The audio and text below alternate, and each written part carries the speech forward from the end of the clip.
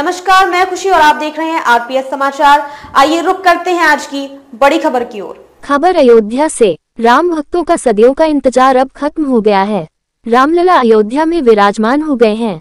प्रधानमंत्री नरेंद्र मोदी की मौजूदगी में प्राण प्रतिष्ठा के लिए पूजा अर्चना हुई। इस दौरान उत्तर प्रदेश के मुख्यमंत्री योगी आदित्यनाथ और राष्ट्रीय स्वयंसेवक संघ के प्रमुख मोहन भागवत सहित कई गणमान्य व्यक्ति मौजूद रहे।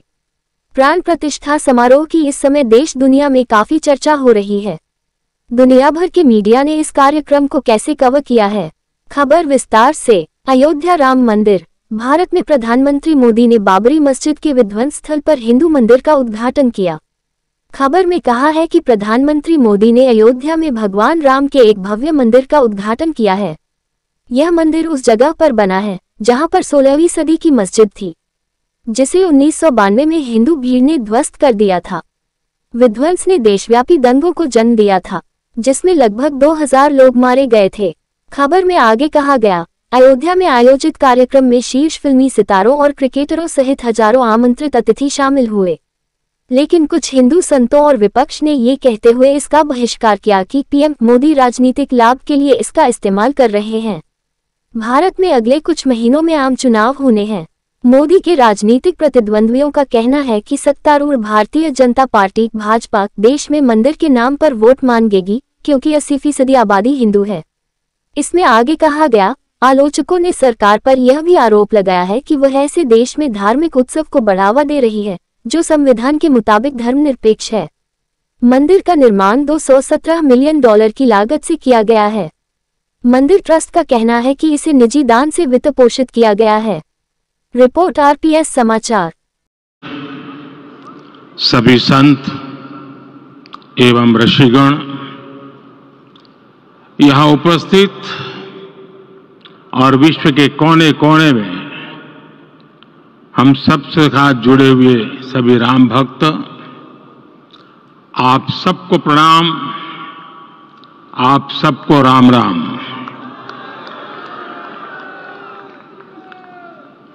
आज हमारे राम आ गए हैं।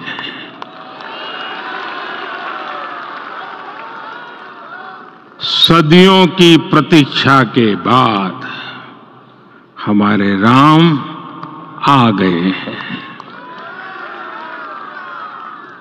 सदियों का अभूतपूर्व धैर्य, अनगिनत बलिदान, त्याग और तपस्या के बाद हमारे प्रभु राम आ गए हैं।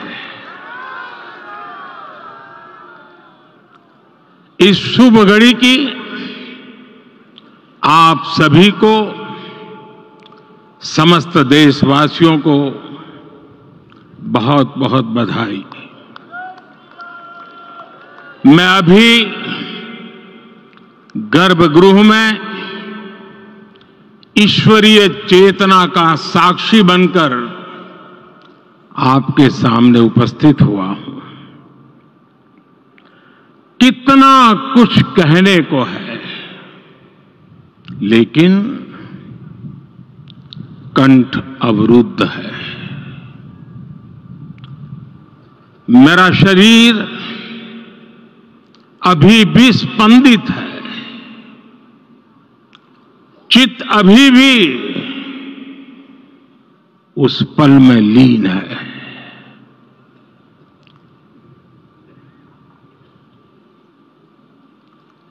हमारे रामलला अब टेंट में नहीं रहेंगे।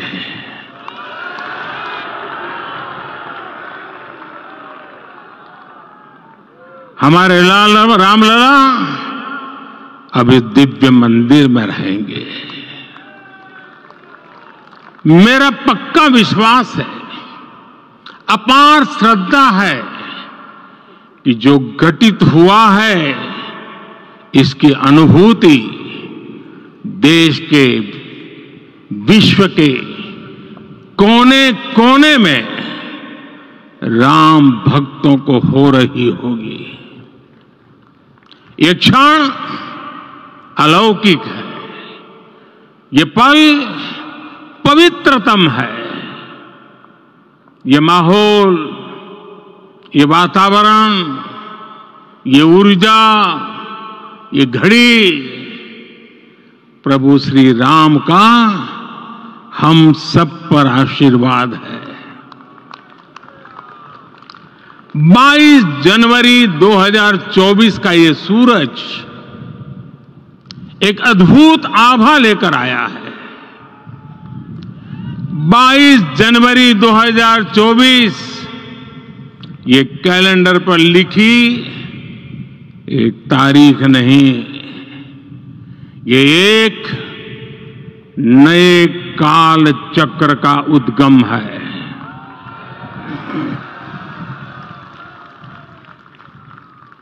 राम मंदिर के भूमि पूजन के बाद से प्रतिदिन पूरे देश में उमंग और उत्साह बढ़ता ही जा रहा था। निर्माण कार्य देख देशवासियों में हर दिन एक नया विश्वास पैदा हो रहा था। आज हमें सदियों के उस धैर्य की धरोहर मिली है। आज हमें श्री राम का मंदिर मिला है। गुलामी की मानसिकता को तोड़कर उठ खड़ा हो राष्ट्र। अतीत के हर दंश से हौसला लेता हुआ राष्ट्र ऐसे ही नव इतिहास का सृजन करता है। आज से 1000 साल बाद भी लोग आज की इस तारीख की, आज के इस पल की चर्चा करेंगे।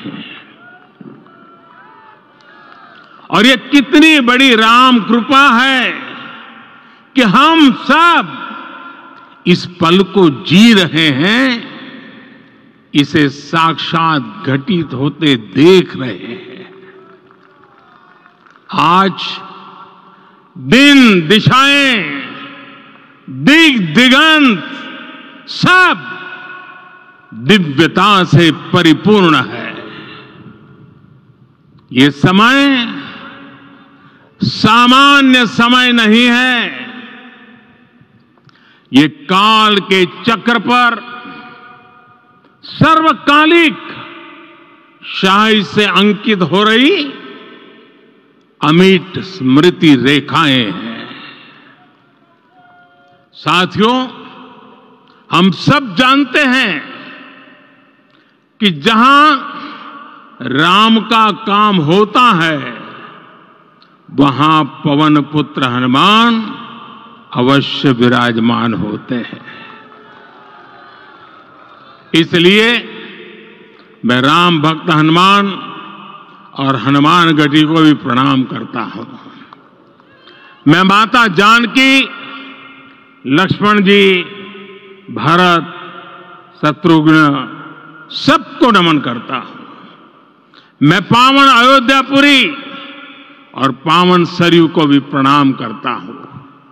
मैं इस पल दैवीय अनुभव कर रहा हूं कि जिनके आशीर्वाद से ये महान कार्य पूरा हुआ है। वे दिव्य आत्माएं, वे दैवीय विभूतियां भी इस समय हमारे आसपास उपस्थित है। मैं इन सभी दिव्य चेतनाओं को भी कृतज्ञता पूर्वक नमन करता हूं। मैं आज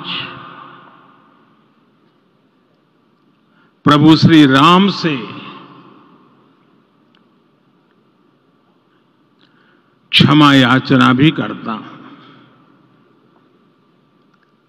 हमारे पुरुषार्थ, हमारे त्याग, तपस्या में कुछ तो कमी रह गई होगी कि हम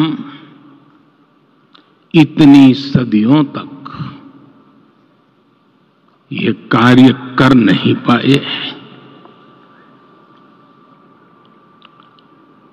आज वो कमी पूरी हुई है।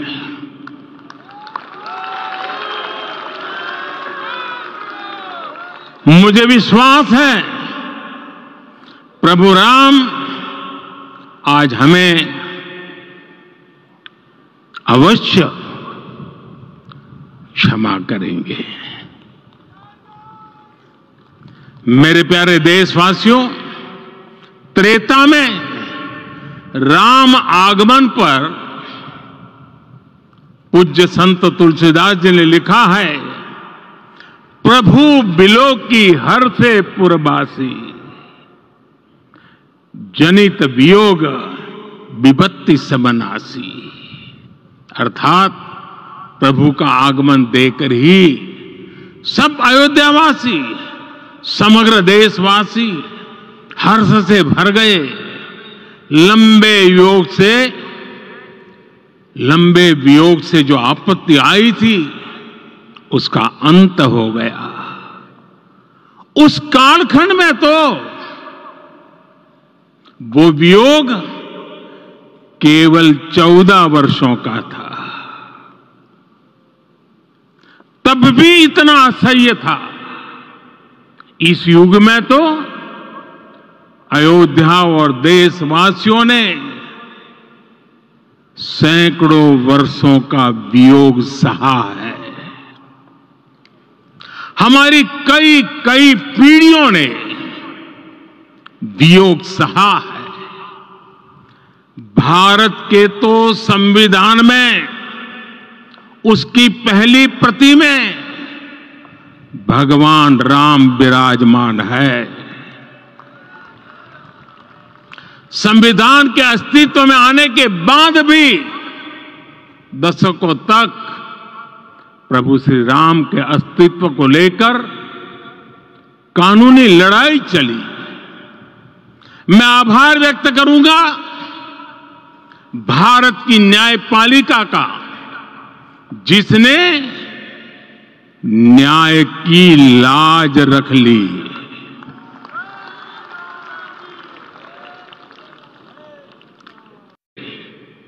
वो एक पल था जिसने काल चक्र को बदला था। उस भावमय पल को महसूस करने का मेरा ये विनम्र प्रयास था। वहां पर मैंने पुष्प वंदना की। वहां मेरे भीतर एक विश्वास जगा कि जैसे उस समय काल चक्र बदला था, उसी तरह अब काल चक्र फिर बदलेगा और शुभ दिशा में बढ़ेगा। अपने 11 दिन के व्रत अनुष्ठान के दौरान मैंने उन स्थानों का चरण स्पर्श करने का प्रयास किया जहां प्रभु राम के चरण पड़े थे।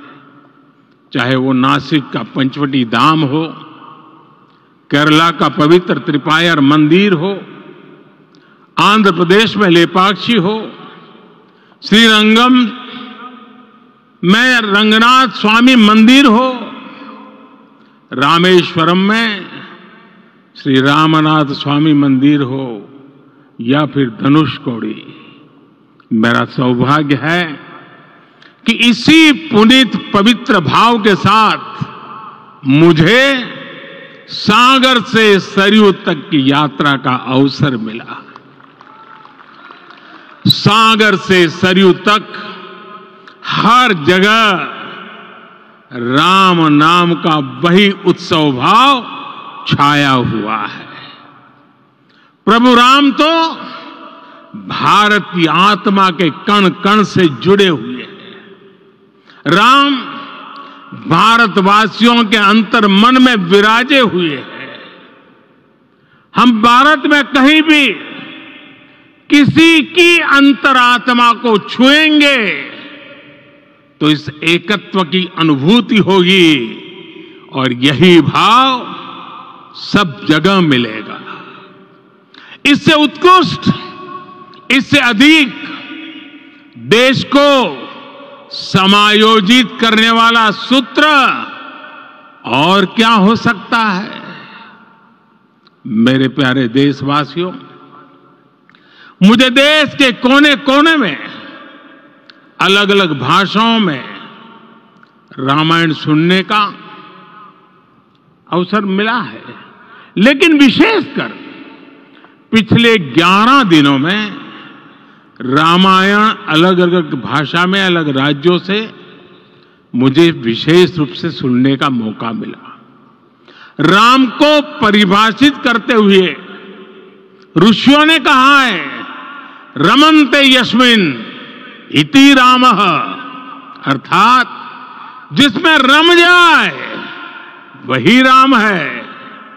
राम लोक की स्मृतियों में, पर्वत से लेकर परंपराओं में सर्वत्र समाये हुए हैं।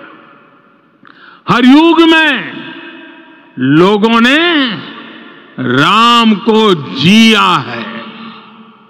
हर युग में लोगों ने अपने अपने शब्दों में अपनी अपनी तरह से राम को अभिव्यक्त किया है, और ये राम रस जीवन प्रवाह की तरह निरंतर बहता रहता है। प्राचीन काल से भारत के हर कोने के लोग राम रस का आचमन करते रहे हैं। राम कथा असीम है और रामायण भी अनंत है। राम के आदर्श, राम के मूल्य, राम की शिक्षाएं सब जगह एक समान है। प्रिय देशवासियों, आज इस ऐतिहासिक समय में देश उन व्यक्तित्वों को भी याद कर रहा है जिनके कार्य और समर्पण की वजह से आज हम ये शुभ दिन देख रहे हैं। राम के इस काम में कितने ही लोगों ने त्याग और तपस्या की पराकाष्ठा करके दिखाई है। उन अनगिनत राम भक्तों के, उन अनगिनत कार सेवकों के और उन अनगिनत संत महात्माओं के हम सब ऋणी हैं।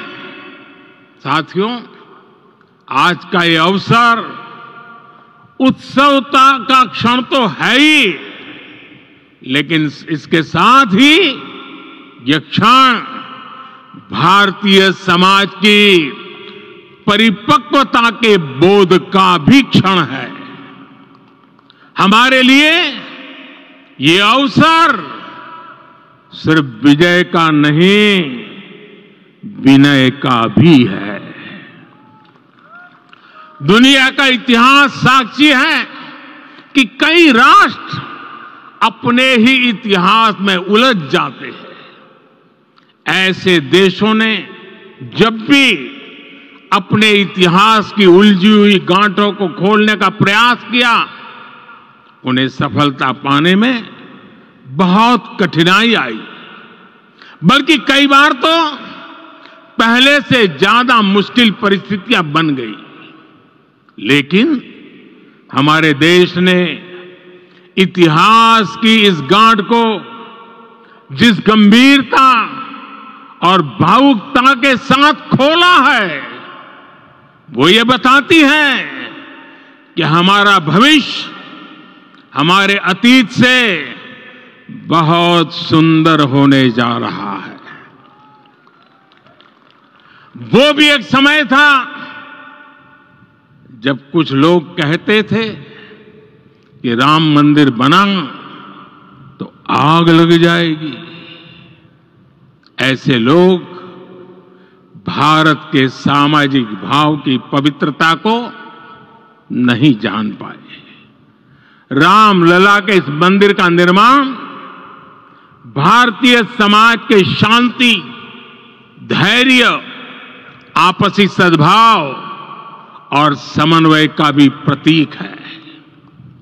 हम देख रहे हैं ये निर्माण किसी आग को नहीं बल्कि ऊर्जा को जन्म दे रहा है। राम मंदिर समाज के हर वर्ग को एक उज्जवल भविष्य के पथ पर बढ़ने की प्रेरणा लेकर आया है। मैं आज उन लोगों से आह्वान करूंगा, आइए आप महसूस कीजिए, अपनी सोच पर पुनर्विचार कीजिए। राम आग नहीं है, राम ऊर्जा है। राम विवाद नहीं, राम समाधान है। राम सिर्फ हमारे नहीं है, राम तो सबके हैं। राम वर्तमान नहीं, सिर्फ वर्तमान ही नहीं, राम अनंत काल है। साथियों, आज जिस तरह राम मंदिर प्राण प्रतिष्ठा के इस आयोजन से पूरा विश्व जुड़ा हुआ है, उसमें राम की सर्वव्यापकता के दर्शन हो रहे हैं।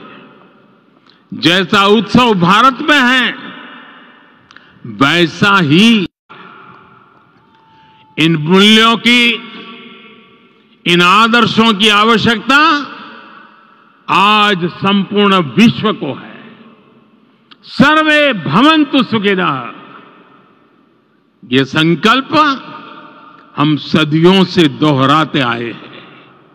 आज उसी संकल्प को राम मंदिर के रूप में साक्षात आकार मिला है।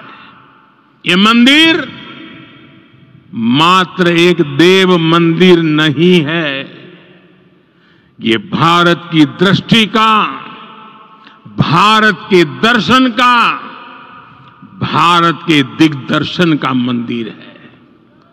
ये राम के रूप में राष्ट्र चेतना का मंदिर है। राम भारत की आस्था है, राम भारत का आधार है, राम भारत का विचार है, राम भारत का विधान है, राम भारत की चेतना है, राम भारत का चिंतन है, राम भारत की प्रतिष्ठा है, राम भारत का प्रताप है, राम प्रवाह है, राम प्रभाव है, राम नेति भी है, राम नीति भी है, राम नित्यता भी है, राम निरंतरता भी है, राम विभु है, विशद है, राम व्यापक है, विश्व है, विश्वात्मा है। और इसलिए जब राम की प्रतिष्ठा होती है तो उसका प्रभाव वर्षों या शताब्दियों, सदियों का इंतजार तो खत्म हो गया। अब आगे क्या? आज के इस अवसर पर जो दैवीय आत्माएं हमें आशीर्वाद देने के लिए उपस्थित हुई हैं, हमें देख रही हैं, उन्हें क्या हम ऐसे ही विदा करेंगे? नहीं, कदापि नहीं। आज मैं पूरे पवित्र मन से महसूस कर रहा हूं कि काल चक्र बदल रहा है।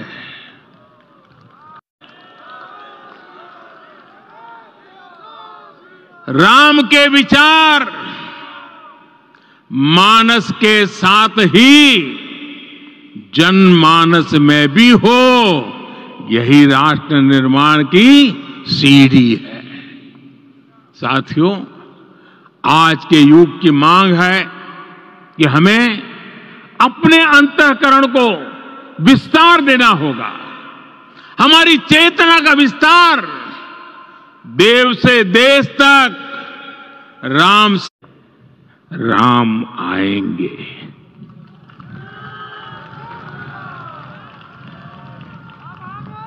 प्रत्येक भारतीय में जन्मा यही विश्वास समर्थ, सक्षम, भव्य भारत का आधार बनेगा। और यही तो है देव से देश और राम से राष्ट्र की चेतना का विस्तार। हम सब जानते हैं कि निषाद राज की मित्रता सभी बंधनों से परे है। निषाद राज का राम के प्रति सम्मोहन, प्रभु राम का निषाद राज के लिए अपनापन कितना मौलिक है। सब अपने हैं, सभी समान है। प्रत्येक भारतीय में अपनत्व की, बंधुत्व की ये भावना समर्थ, सक्षम, भव्य, दिव्य भारत का आधार बनेगी। और यही तो है देव से देश और राम से राष्ट्र की चेतना का विस्तार। साथियों, आज देश में निराशा के लिए रत्ती भर भी स्थान नहीं है। मैं तो बहुत सामान्य हूं, मैं तो बहुत छोटा हूं। अगर कोई ये सोचता है तो उसे गिलहरी के योगदान को याद करना चाहिए।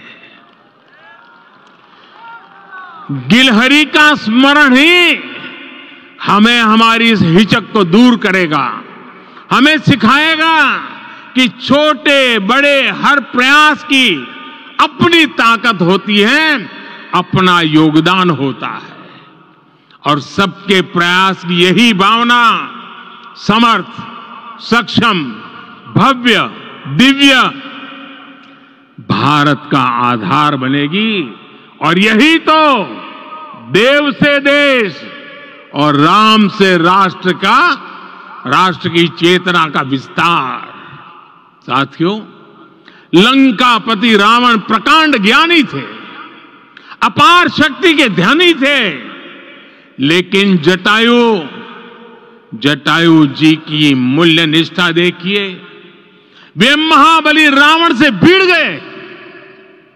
उन्हें भी पता था कि वो रावण को परास्त नहीं कर पाएंगे, लेकिन फिर भी उन्होंने रावण को चुनौती दी। कर्तव्य की यही पराकाष्ठा समर्थ, सक्षम, भव्य, दिव्य भारत का आधार है। और यही तो है देव से देश और राम से राष्ट्र की चेतना का विस्तार। आइए हम संकल्प लें कि राष्ट्र निर्माण के लिए हम अपने जीवन का पल पल लगा देंगे। राम काज से राष्ट्र काज, समय का पल पल, शरीर का कण कण राम समर्पण को राष्ट्र समर्पण के ध्येय से जोड़ देंगे। मेरे देशवासियों, प्रभु श्री राम की हमारी पूजा विशेष होनी चाहिए। ये पूजा स्व से ऊपर उठ करके समष्टि के लिए होनी चाहिए। ये पूजा अहम से उठकर वयम के लिए होनी चाहिए। प्रभु को जो भोग चढ़ेगा वो विकसित भारत के लिए हमारे परिश्रम की पराकाष्ठा का प्रसाद भी होगा। हमें नित्य पराक्रम, पुरुषार्थ, समर्पण का प्रसाद प्रभु राम को चढ़ाना होगा। इनसे नित्य प्रभु राम की पूजा करनी होगी, तब हम भारत को वैभवशाली और विकसित बना पाएंगे। मेरे प्यारे देशवासियों, ये भारत के विकास का अमृत काल है। आज भारत युवा शक्ति की पूंजी से भरा हुआ है, ऊर्जा से भरा हुआ है।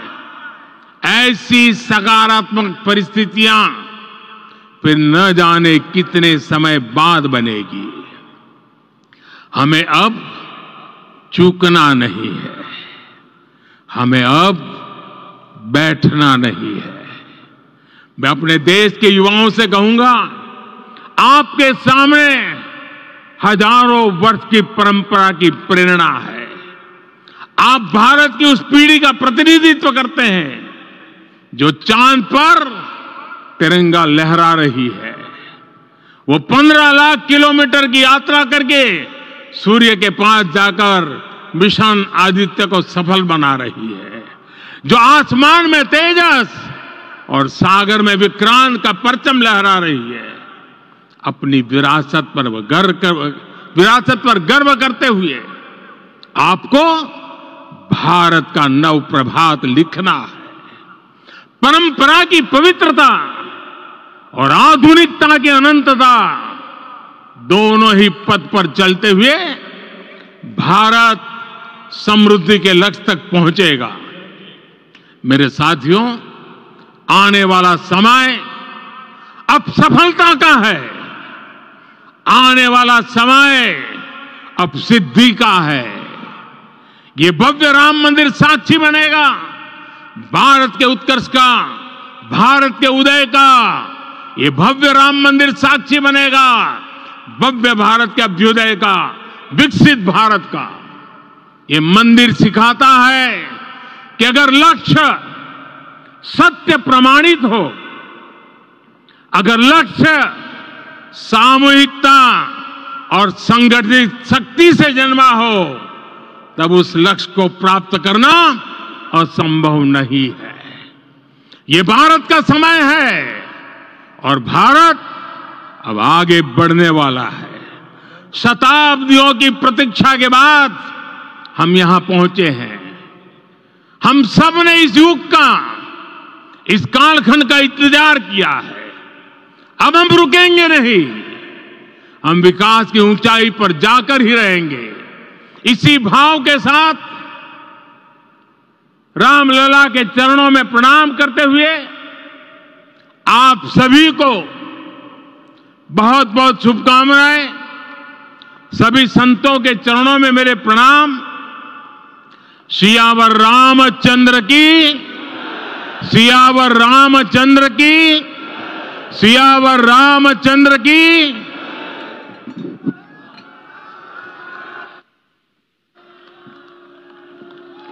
मैं आपसे निवेदन करूंगा, अभी थोड़ा आसन ग्रहण करिए। माननीय प्रधानमंत्री जी यहाँ। बस इतना ही, फिर होगी आपसे मुलाकात ऐसी ही एक और बड़ी खबर के साथ। तब तक के लिए नमस्कार और देखते रहिए आरपीएस समाचार। ऐसे ही लेटेस्ट अपडेट्स के लिए हमारे चैनल आरपीएस समाचार को सब्सक्राइब करें और तुरंत नोटिफिकेशन पाने के लिए बेल आइकन प्रेस करना ना भूलें। अगर आपको हमारी खबर पसंद आई हो तो इसे ज्यादा से ज्यादा लोगों तक जरूर पहुंचाएं।